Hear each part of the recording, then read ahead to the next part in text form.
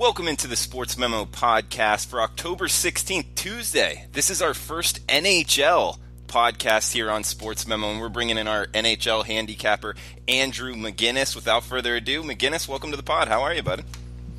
Doing great, Drew. It's great to be back, and the NHL is fully rolling right now. Like I've been mentioning the past couple of weeks on various outlets, we've seen some teams here, Drew, that are surprising us.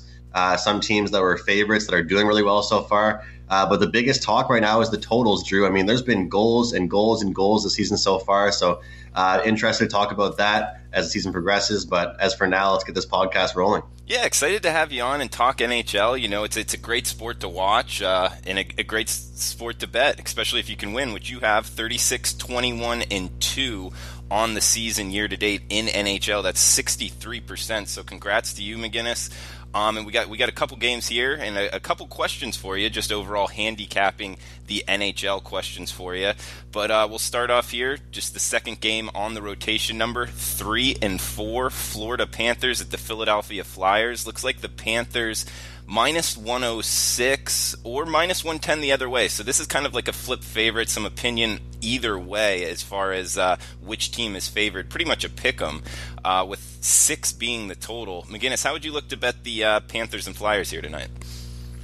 This one's an interesting game here, Drew, because both teams are relatively banged up, relatively injured. And again, we are very early on in this season. But looking at this Florida Panthers team, they're expected to be at least a contender to be a playoff team this year. But an 0-2-1 start for them so far. They have not been able to produce much offense, and they've looked very weak defensively in my eyes. Whereas this Philadelphia Flyers team is kind of like in the different boat where they're a team that can put out these numbers on a week-to-week, on a day-to-day basis, but their goaltending and their defense has been an issue for them as the season really has gone on so far. But looking at the head-to-head, I mean, Philly averaging 3.2 goals per game, Florida just 2.3, and they're a team where these injuries are really affecting them. So as far as Philadelphia goes, they got a couple guys out right now, like Nolan Patrick, a guy in his sophomore season that they could really have right now on that third line center position. They could really use him out there. But as far as these two teams, the comparison goes, I think that Philadelphia is far faster, has far more skill, and they're a team that's going to put a lot more pressure on you. They're a team that likes to fire a lot of shots on net, whether it be quality or not. They like to get that stat up very, very, very high. Guys like Claude Giroux, Sean Couturier, Jakub Voracek, guys like Oscar Lindblom are guys that are going to go under the radar, Drew, that a lot of people don't talk about too often. And you've got a guy like Wayne Simmons on the third line. He's an impact player. He'll make a difference in each and every game. And I think coming into this one, it's just not the night where the Florida Panthers get their first win. Philadelphia is far more talented. They're a team that's going to put a lot of pressure on this Panthers defense, and I don't think they'll be able to handle it whatsoever. So go ahead and give me Philadelphia money line here. This one could go over the total as well. I just don't think Florida has what it takes in this one to get their first win on the season. Philadelphia, a far more talented squad. Yeah, I'm actually I'm recording this right now from Miami, and yeah, the Panthers off to a rough start, like you said, just 2.3 goals on per game. It having to travel up to Philadelphia, just kind of like overall betting wise, McInnis, how much do you bring into like traveling, being the road team in the NHL, say compared to maybe the NFL? Do you think it matters more or less or about the same? How do you bring that into your handicap in the NHL?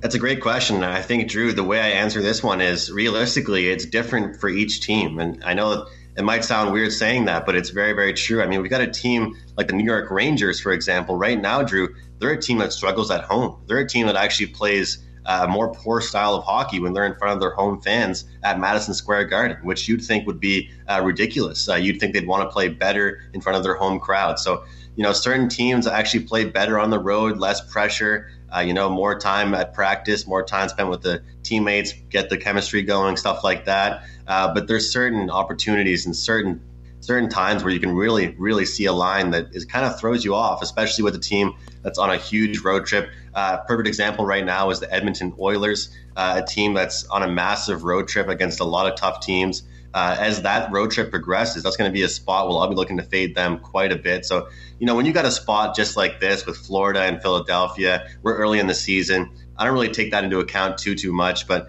when you've got a team maybe on second game of a back-to-back. They're on the road. They played a tough game the night before. That might be a little bit of an impact on the game. But as far as this one goes here, early on in the season, not too much of an impact for me. But like I said, certain teams are different. Certain teams play better at home, on the road. Certain teams like those long road trips.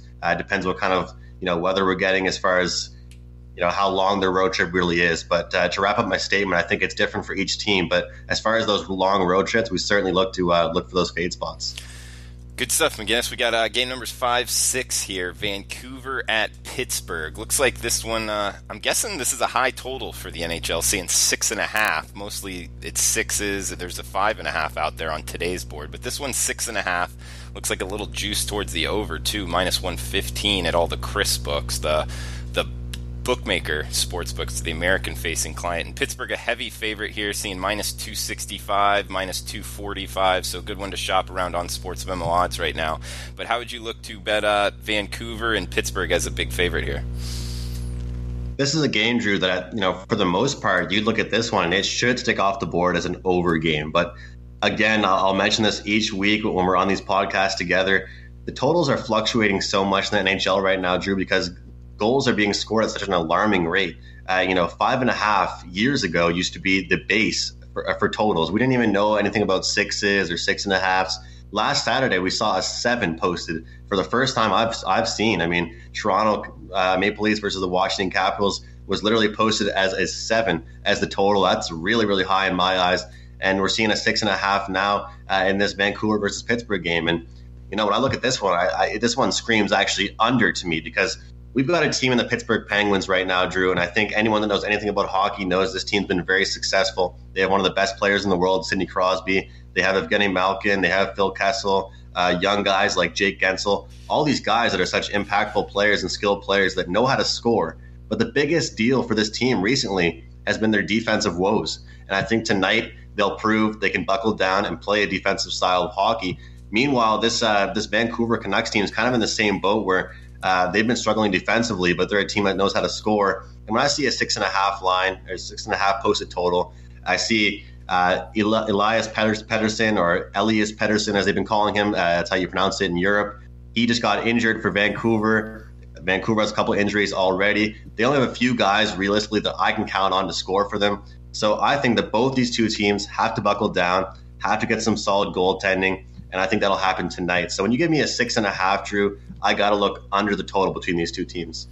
All right, McInnis. Hey, if you like betting the NHL, or if you want to try it out, McInnis is off to a great start here, 36-21 on the year. That's over 60%. We do have a special coupon code for podcast listeners. It's his last name, McInnis, MCINNIS, with the number 7 at the end. That's McInnis 7, and you can get his 7-day all access. So that will include his NFL as well, for just $49. So you get the next 7 days for $49. That's half off using McInnis 7.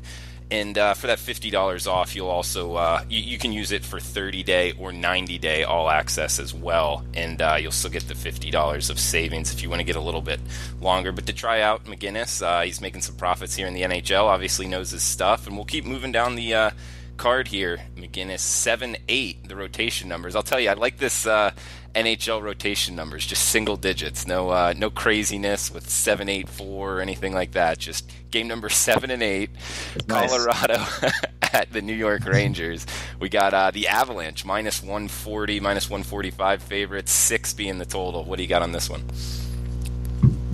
Yeah, looking at this one right here, and I think this is a game that's pretty obvious. I think you mentioned Colorado, New York. This is two teams, and this is actually one team, Drew, that I faded last week, and we cashed a bet on them as our best bet on the Friday podcast. We were talking some NFL. We had the Edmonton Oilers over the New York Rangers, and once again, we're getting a line here that's been moving all day long, Drew. It's one of those ones, if you're going to get on it, you better get on it really, really soon. It opened up at -125 for Colorado, and it's getting up there around -144, 145 at a lot of places. So, look, this is a game where, like I mentioned, first of all, New York struggles at home.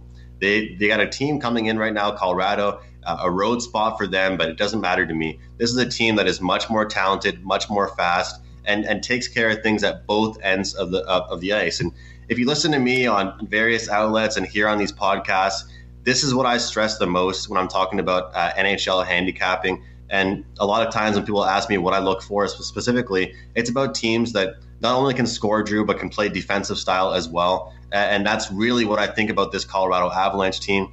They've got guys that are willing to get back check, and take care of things in the defensive end. So when I look at these two teams, I look at New York and I really look at their top line and I say, is Chris Kreider really their best player?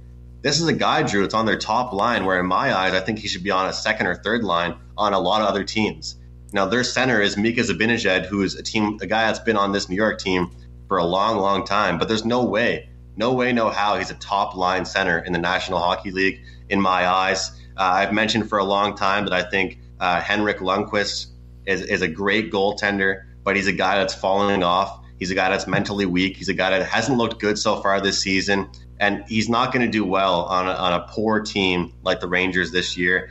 They were so successful for so long, Drew, and he was so great. He's a great goalie in the Olympics, he's a great goalie nationally, great goalie in the NHL, but right now he's kind of falling off my eyes. But the biggest woe for this team and the biggest kind of negative factor of this team is their defense. It's just unbelievable how they get walked all over. And I think guys like Nathan McKinnon and Landeskog are going to just walk all over them. So you got to go ahead and take the Colorado Avalanche money line as fast as you can in this one. The odds are changing by the minute. Everyone's hopping on Colorado, and that doesn't always make you feel comfortable when a lot of people are hopping on this team that you're going for. But this one, I think Rangers don't really stand a chance. Colorado's speed will be no match for this Rangers team. So go ahead, take the Colorado Avalanche on the money line. I like that. I'm going to put that in as well. Follow you on this Colorado. This is also a client play for you up at sportsmemo.com right now. And guys, remember that coupon code McGinnis7 for $50 off the next 7 days, also 30 and 90 days as well. McGinnis, we got a couple more games here. Yeah, you brought up that Edmonton minus 115 winner you gave out on Friday. I love having you on in talking NFL, and then, guys, we're going to continue to do that on the Friday one, give McGinnis's kind of best bet for the podcast out for the weekend in the NHL as well at the end of the NFL analysis. So as far as the podcast schedule, wanted to throw that out there.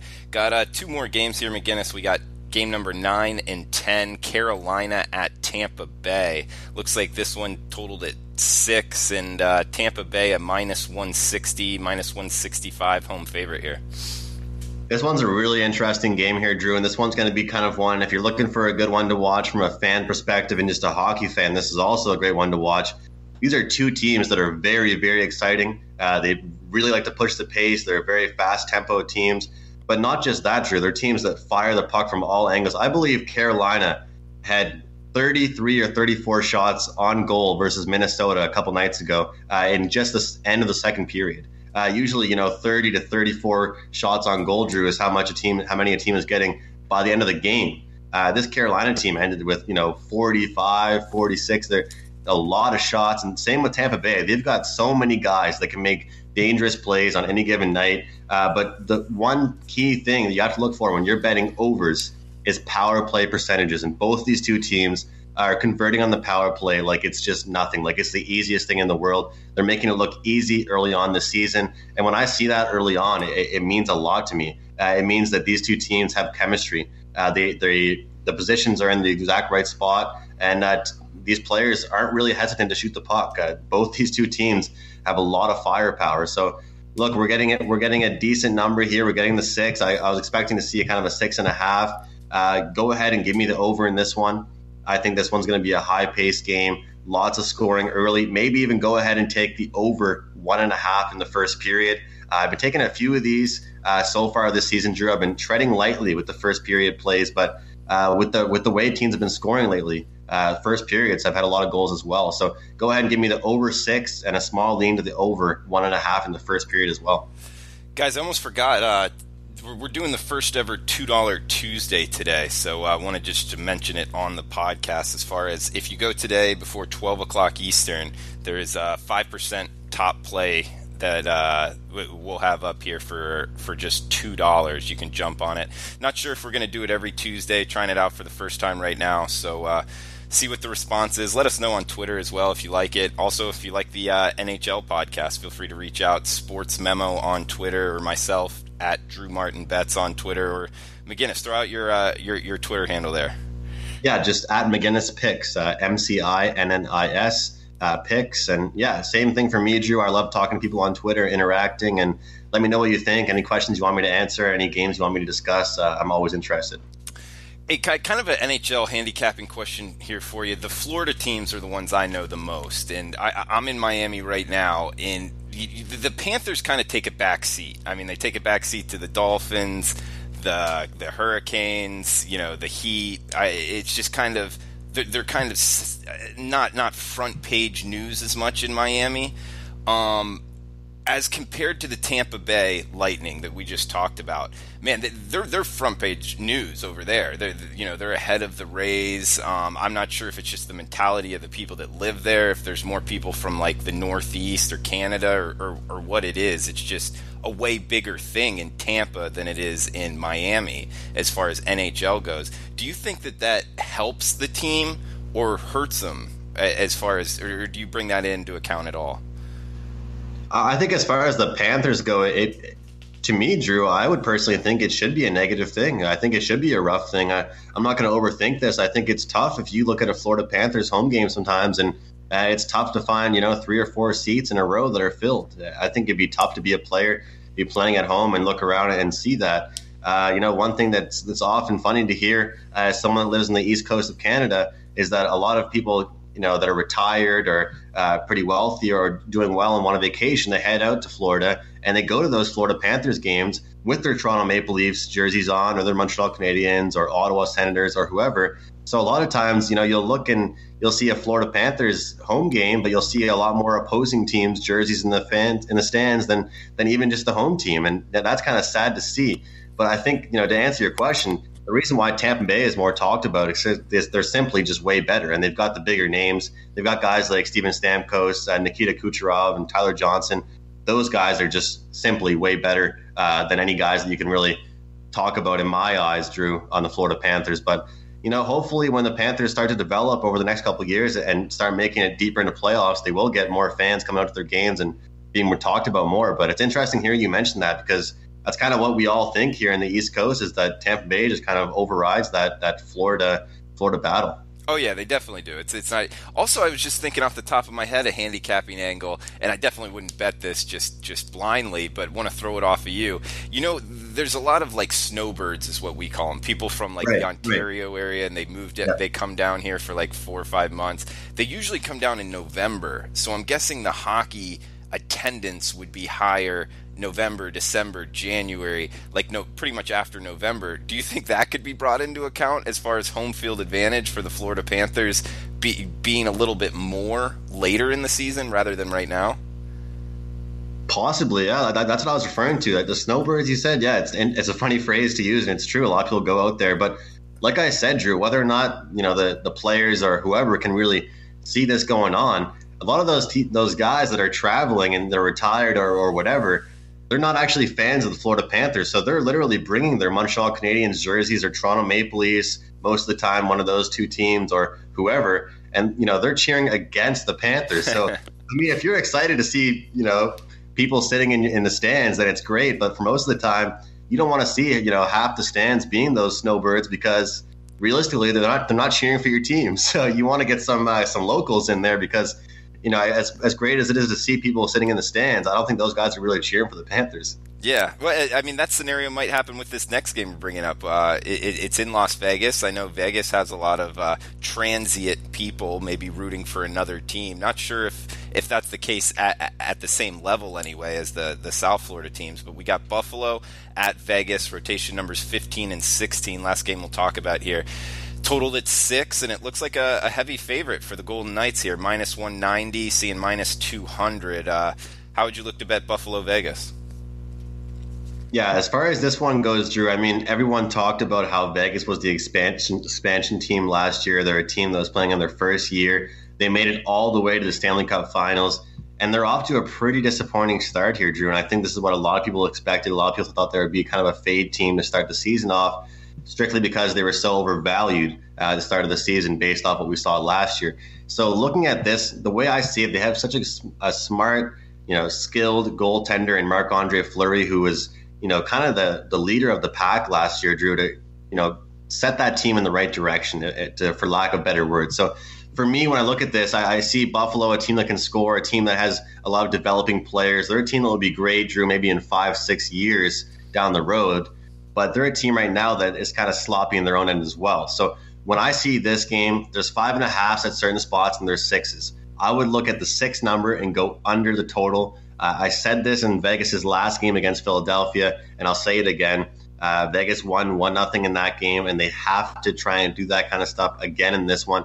If they're going to be successful, they have to keep the score low. Right now, guys like Jonathan Marchessault, they're not showing up. They're not putting their name on the scoreboard often enough, and this team has not been exciting enough. Guys like Max Pacioretty that got traded from my beloved Montreal Canadiens haven't done much so far, and this team, their offense has not sparked yet. So when your team is offensively struggling, you know what you have to do. You got to buckle down defensively and play smart hockey that way. So you're giving me a 6 with these two teams. I'll take the under in this one, Drew. All right, good stuff, McInnis. And guys, remember it's $2 Tuesday, so we got to play up on sportsmemo.com for just $2, top-rated play. And McInnis, remember these. If you're liking what McInnis said on his NHL, obviously doing a good job this year, 36-21 on the year, over 60%. The coupon code is McGinnis7. That's MCINNIS number 7 for $50 off his 7-day all access. Last question here, McGinnis. We got the Maple Leafs up in your neck of the wood. Not sure how far you are. How far are you from Toronto? Pretty far. About an hour and a half flight, or an hour flight. Pretty East Coast, but that's one of the closest teams to where I live. So it's a team that's talked about a lot around where I live. Yeah, and they're pretty much at or almost the Stanley Cup favorites. Do you see them going all the way this year, or would you say a take the field bet?